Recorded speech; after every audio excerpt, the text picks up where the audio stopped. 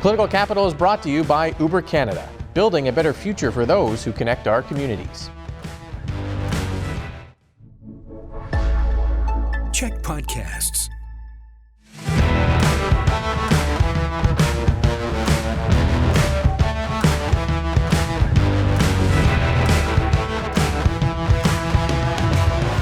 Hey everyone, and welcome to Political Capital, your source for all the latest in BC politics, brought to you by our friends at Uber Canada. I'm your host, Rob Shaw. Welcome back. After our summer break, hope you all had a great summer as well. Our pod squad is rested up, ready to go as we dive back into a very, very busy world of BC politics. We have the Premier pledging to overhaul BC's review board after a stabbing. We have BC United's new crime plan. We have decriminalization. We have a crossing of the floor defection from BC United to the BC Conservatives. So much going on. Make sure you subscribe to the audio version of this for all the audio extras. Bring in the pod squad here. Just a quick introduction if you're catching up with our show. As usual, we have Allie Blades from MASH Strategies, veteran now of provincial and federal campaigns, most recently with the Federal Conservatives, and Pierre Poilievre. We have Jillian Oliver, Green Strategist Extraordinaire and OG Pod Squad member, and Jeff Ferrier, Senior Vice President at Hill & Knowlton and longtime New Democrat strategist. Thank you all for being here. Jeff, look at that face. Look at that baby face. If you're on Has anyone seen my beard? If you're on the podcast, this is not interesting at all. But if you're watching on TV, have you seen my beard? I can't find it anywhere. It's a reward for Jeff's beard, so we can paste it back on his face. Anyways, a lot has changed, clearly, Jeff's facial hair and other things during our summer break. We had some predictions in mid-July of where we would be when we returned. So let's just briefly check in on those. Allie, you were talking about Surrey policing and the children's minister. How are we looking as we come back? Yeah, so before we took a break for the summer, the topic of the day was the call for resignation of Mitzi, the Minister of Children and Family Development. This is for you, Alina and William. We did not forget.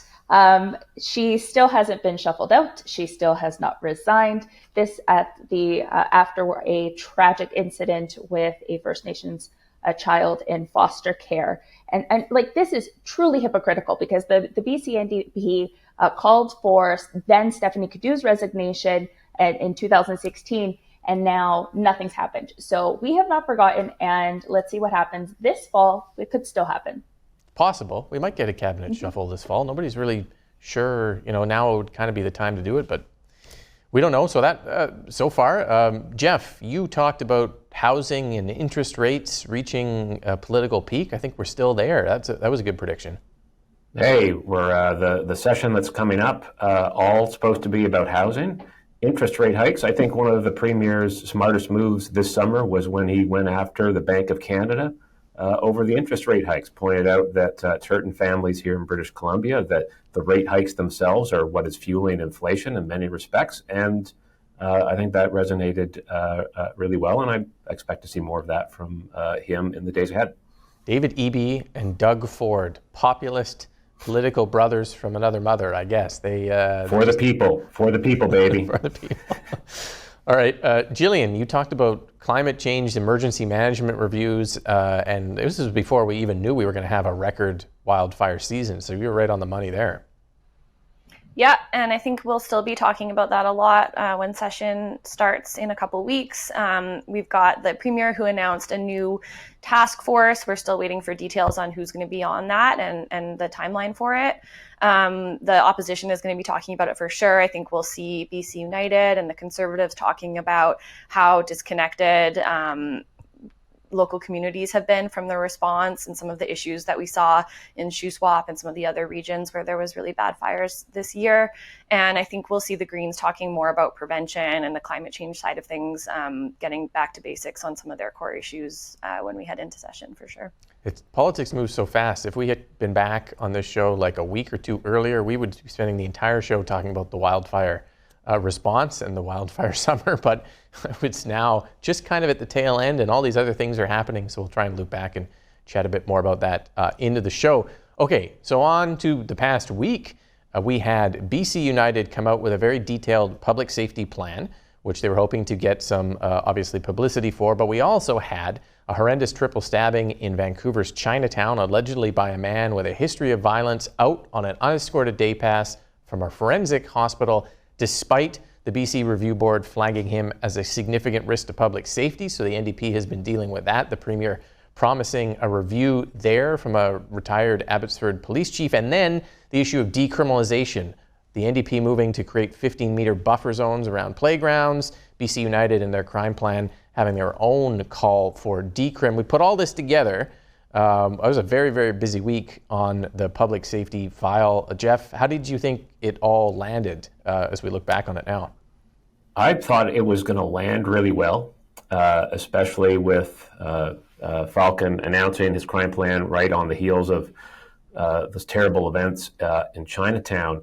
And he seemed off, seemed to miss the mark. And I think that's because of some other things he might have had on his mind at the time that maybe clouded his judgment and made it so that he wasn't nearly as sharp as you'd expect him to be on an issue that he's been campaigning on for quite some time, and that's Bruce Banman's defection. We'll talk about that later.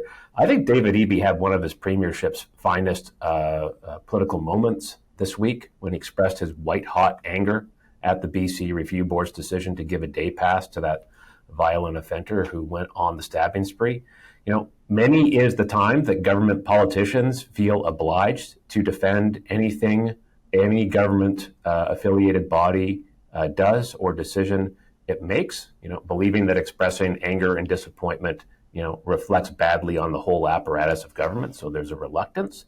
But sometimes angry folks want political leaders to get angry along with them. And that's what Premier Eby did here, in addition to hiring the former Abbotsford police chief, who has a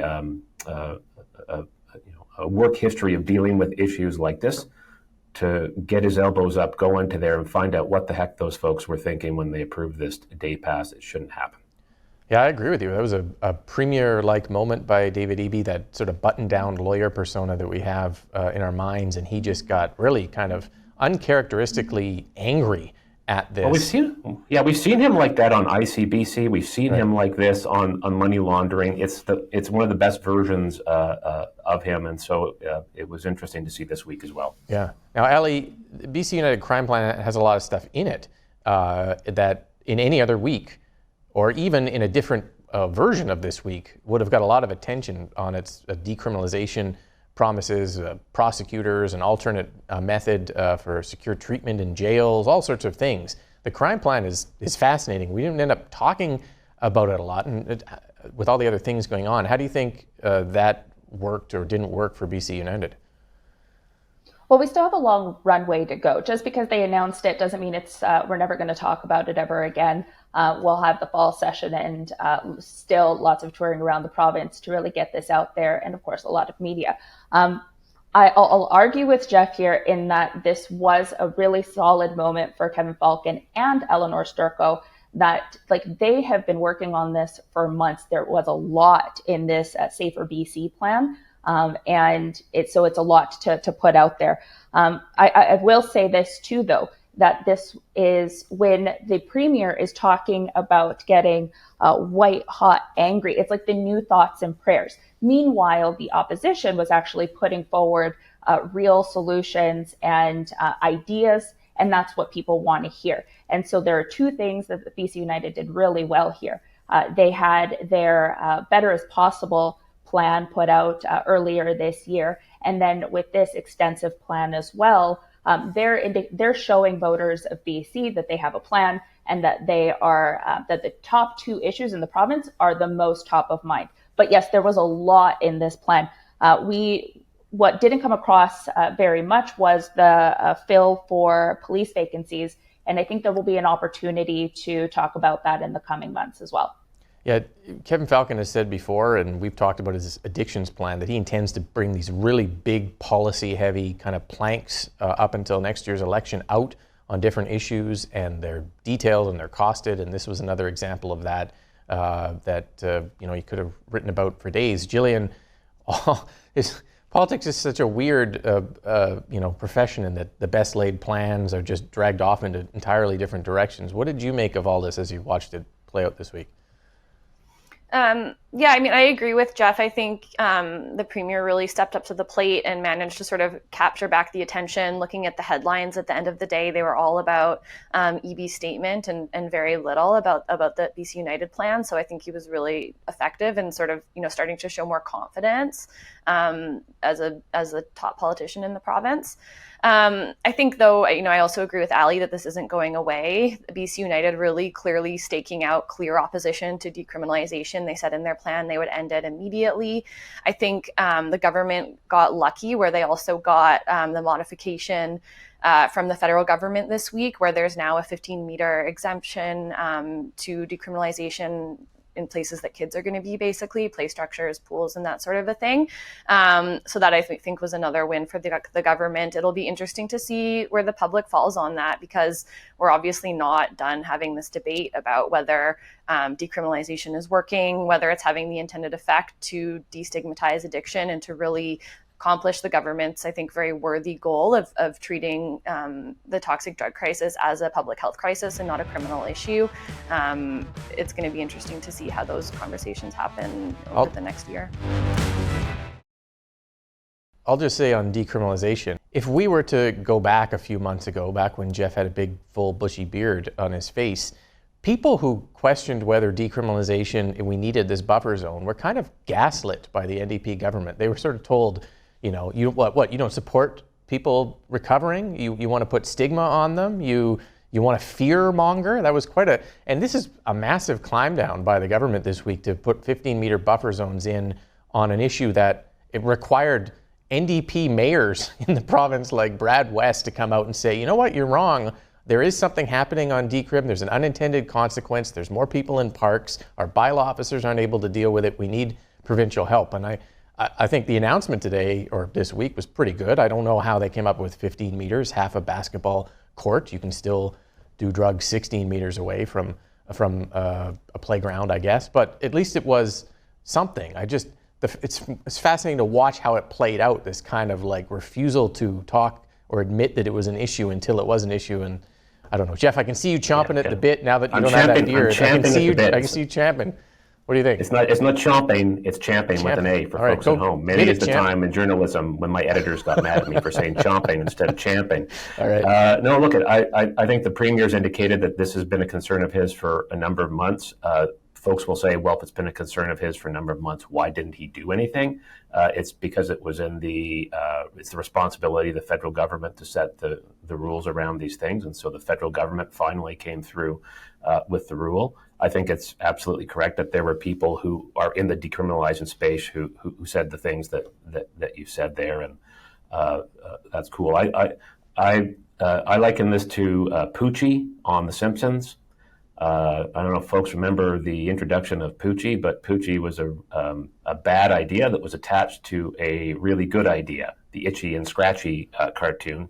Folks realized soon after the launch of Poochie that it was a bad idea, and they jettisoned Poochie because, in this case, this is a tough analogy, but people didn't like around the schools. I didn't like it being in the schools and around playgrounds. The government didn't like it. I'm glad it's gone, but I'm glad that we still have decriminalization because that's going to save lives as part of a broader policy that also incents safe injection, harm reduction, and treatment expansion, which the government is in the process of doing, and announced more beds in the north this week. So goodbye, Poochie, but let's keep Itchy and Scratchy. All right. You champed that one. I'm really good, Jeff. Champ. That's right.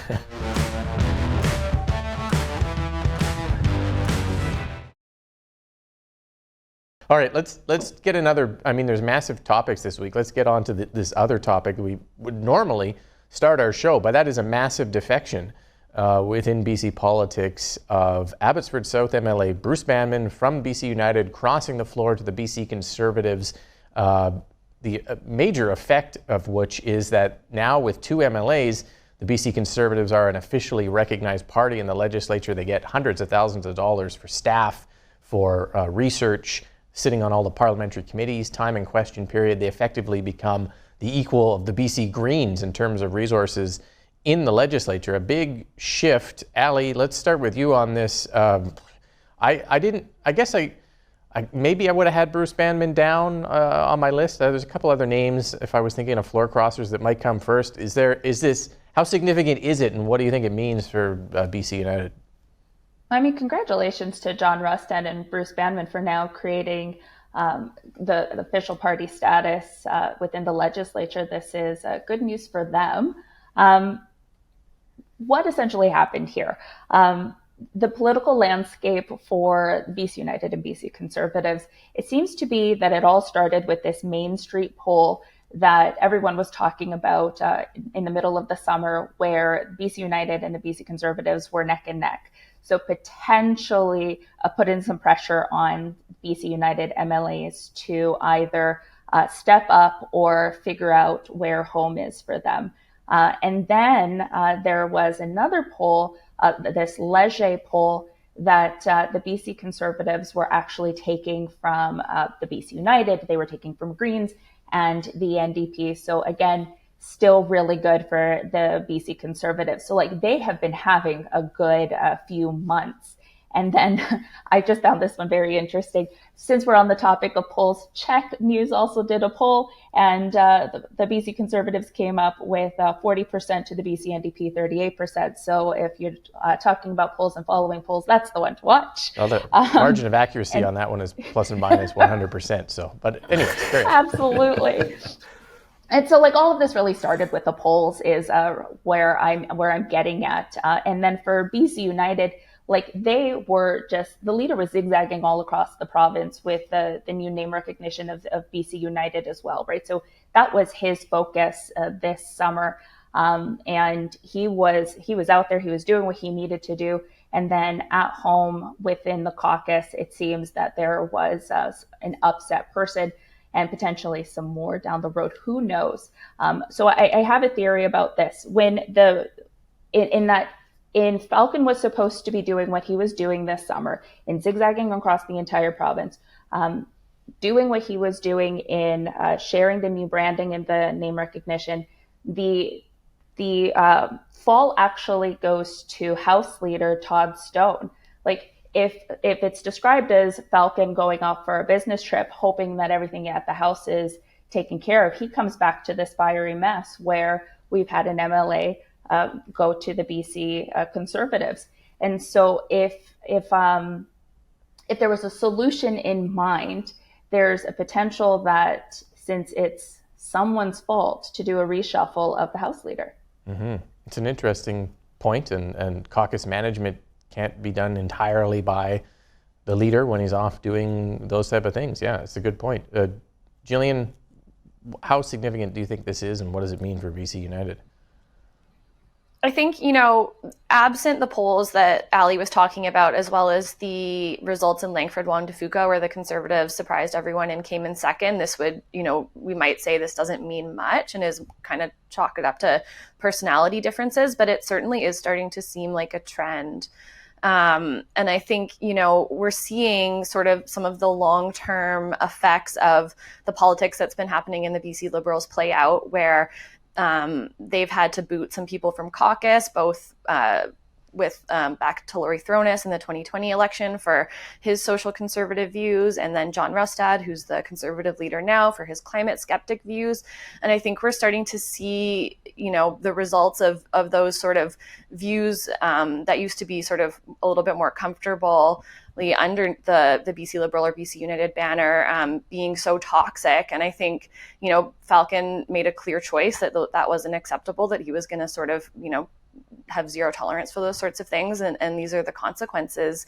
I think the question is, can BC United successfully rebrand itself as a more centrist party that is in line with the view of more mainstream voters and recapture some of the NDP vote? I think that Falcon so far has struggled to really stake out a clear identity. He's talked a lot about crime, sounding very conservative, really moving to the right on those issues. I think, to the extent that we see the federal Conservatives doing really well, that's because they're talking about housing and inflation and cost of living rather than, more social issues. So And I think also we saw the BC Conservatives have success in Langford Wanufuka talking more about practical issues rather than social issues. So it'll be really interesting to see, both where the BC Conservatives fall, what kind of issues they're talking about. Banman said his reason for leaving was the trucker convoy, a vote that was forced about that in the last session. So are they going to, succumb to temptation and talk about those issues? Are they going to have broader appeal like the federal Conservatives are right now? Or is BC United going to be able to do that effectively? A lot of questions to see how this plays out when we come to the next election. They're great questions. I don't know what Falcon's going to do on those issues, and if he should have allowed that free vote on the trucker convoy, the Freedom Convoy, a bit of mischievous political theater by the NDP to put that motion out on the floor and try to pressure the United Party on that. Jeff, just a minute left here. What do you think? Well, the first thing to note is that there was a huge surge in autocorrect in Victoria on people's cell phones from Banman to Batman. So it was probably as scary for Kevin Falcon when Batman crossed made the his floor. defection. As I could see Bruce going up to him and like, "Hey, I've crossed the floor. It's Batman." Look, Kevin Falcon, congratulations. Your mission to create a new opposition party with momentum is a smashing success. It is the BC Conservatives, though, not yours. It's not just the polling; it's the strong by-election showing. And the word I'm hearing from Victoria is that the MLA defections aren't over yet and that there are more to come. We shall see. But the defection that Kevin Falcon needs to worry about is not the defection among MLAs. It is the defection among voters. And what we're going to see over the next 12 months is a pitched battle between BC United and the Conservatives. I'll call it a right-wing primary, where we're going to see the Conservatives and those two parties fighting to convince voters who's true blue, who's the one party that can take on the BC NDP. And the big challenge for BC United will be that the people that you need to get on side to win that primary aren't necessarily the people that you need on side to win the next provincial election. So we'll see what happens. Okay, interesting point, Jeff. We are out of time. Thank you, everyone, for watching this week on Political Capital. Thank you for listening as well. Make sure you subscribe to the YouTube show, the CHEK Plus show, and our audio feeds. We'll be back next week with all the latest in BC politics here on Political Capital. Political Capital is brought to you by Uber Canada, building a better future for those who connect our communities.